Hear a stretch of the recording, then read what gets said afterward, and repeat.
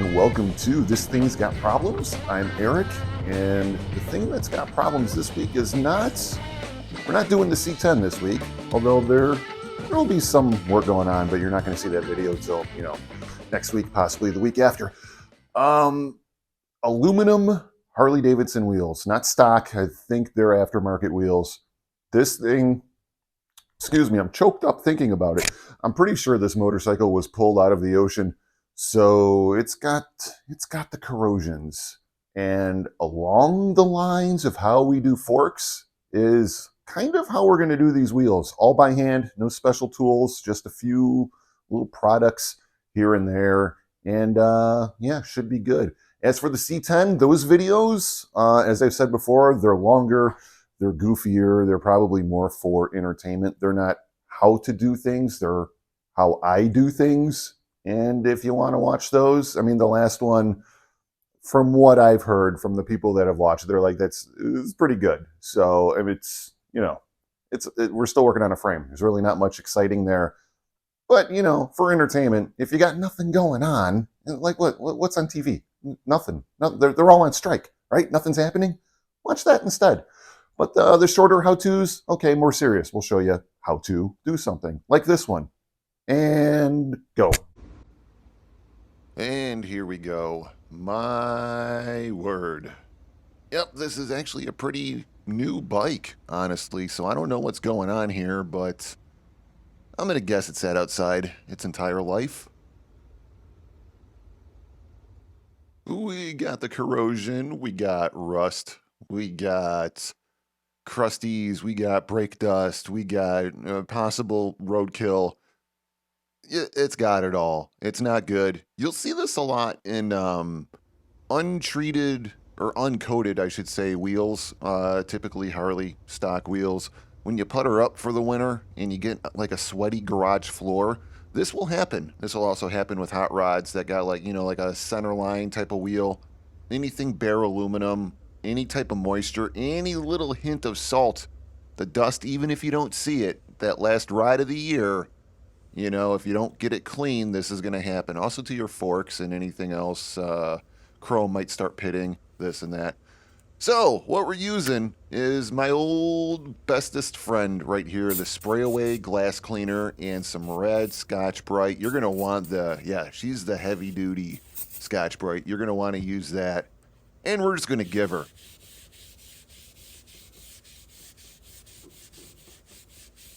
Always try to go in the same direction.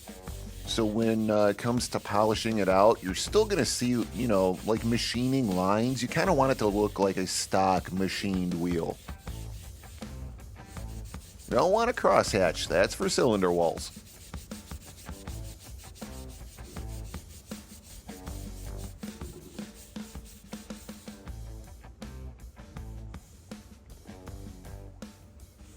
Give her a wipe down here and see what you're working with.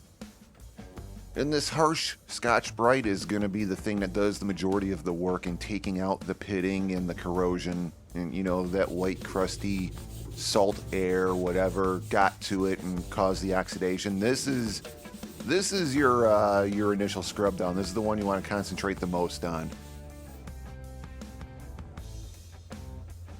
And let's see what she looks like.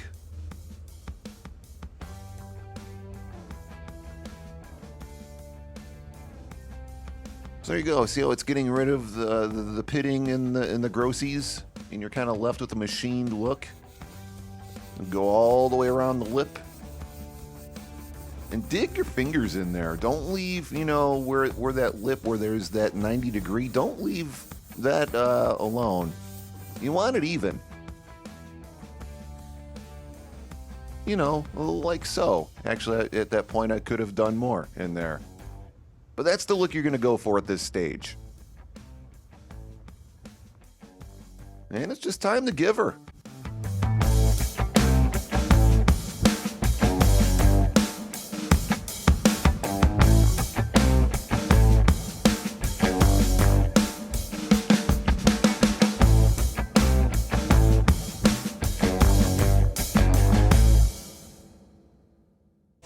All right, so what we got going on here is a nice even consistent look to it.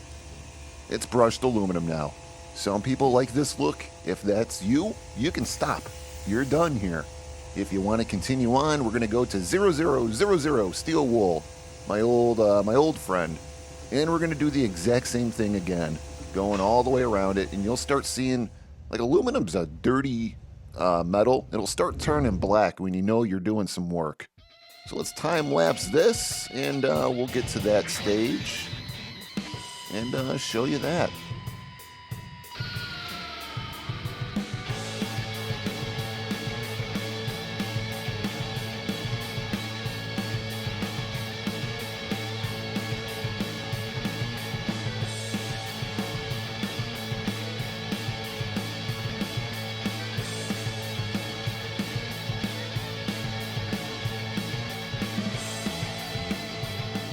All right, so here we are, finished with the steel wool, 0000 steel wool.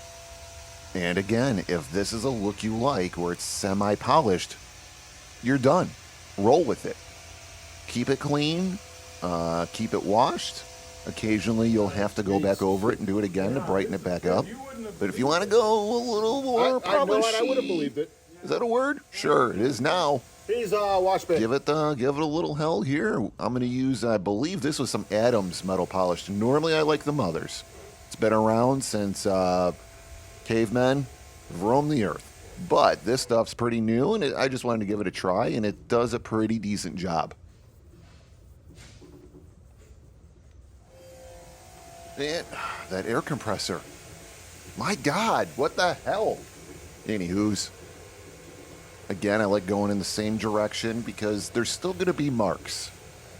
You're doing this by hand. This is you're doing this on the cheap.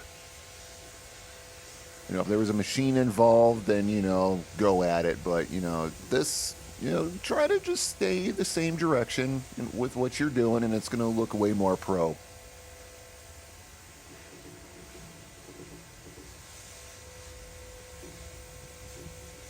I don't know why, but I like using a terry cloth to apply. It's a little rougher, so it works more like a, you know, like another step of sanding, and then wiping off with a microfiber. See, there's you know, some reflection going on there. Ooh, not bad, right? I mean, there's only, you know, everything else to do. Still, this side. The other side, you haven't seen the other side. It's untouched. Looks like absolute hell. So gonna have to do that too. And a little tip, you're gonna wanna watch how much you actually polish this out because there's still a rear wheel and you don't wanna screw yourself. If you go too shiny, you can, yeah, you might be able to get a chrome look out of this, but then you got that back wheel and you got pulleys and you got belts and you got brake rotors and you got calipers. And you got a swing arm in the way, and you got saddlebags, and you got freaking rails protecting your saddlebags and fringes. Who knows, maybe you got some bells hanging back there and some lights and everything else in the way, and you got to dig your hand back there, and you know you're going to cut your hands up all the hell trying to get that. You don't want to shine yourself too much, is what I'm saying, because you have to match the back wheel at least a little bit. Okay, that's where I'm getting at with this. Whew. Tired.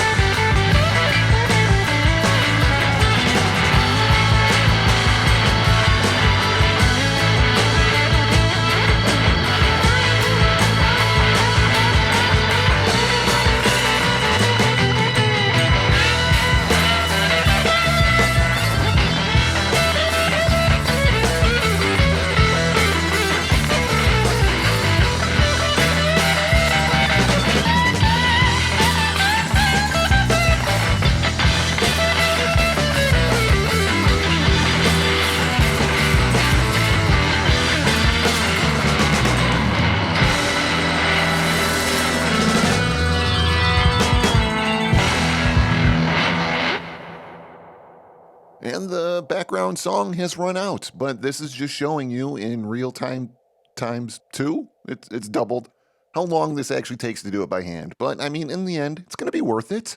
It's just, it's elbow grease is all it is, people. All right, so how's that? I mean, not bad for something that looks like it was fished out of the ocean, right? Pretty decent. Now there's just another side and an entire other wheel. But I mean, look at that, right? If you only showed people that one side, you'd be like, look at this, is pretty nice, right? Hey, there's little Harley. She is full of beans, I'll tell you. All right, well, I got this side done off camera.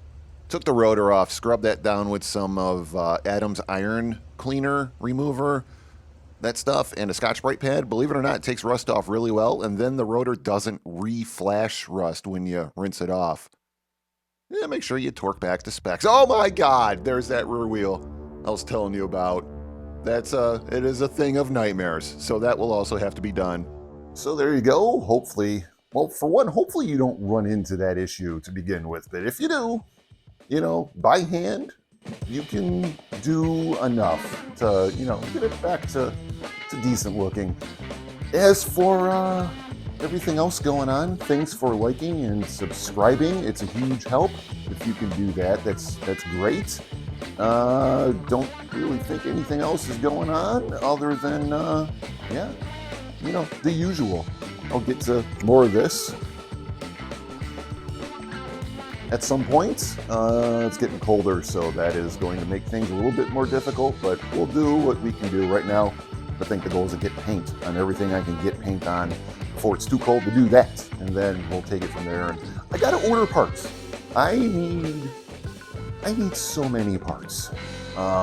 Thanks for liking and subscribing, as I've said, and we'll see you next time. Bye!